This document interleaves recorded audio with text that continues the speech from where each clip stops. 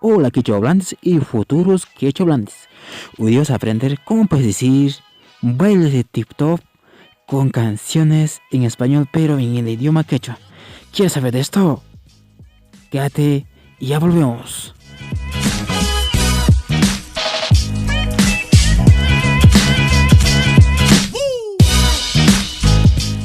Ya estamos de vuelta, ¡ey! Aquí estamos ya, mira.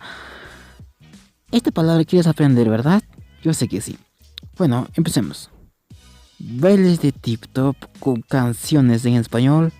En idioma quechua quiere decir Tusikuna tiktukmanta takilinguna pawan mistisimipe.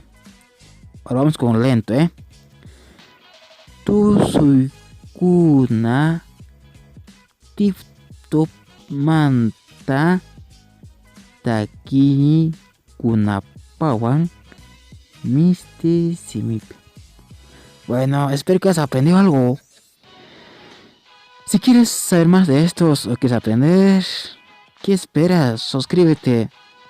¿O estás esperando un milagro para que aprendas algunas palabras en quechua? Bueno, yo soy Cipriano Rudy y nos vemos en el siguiente video.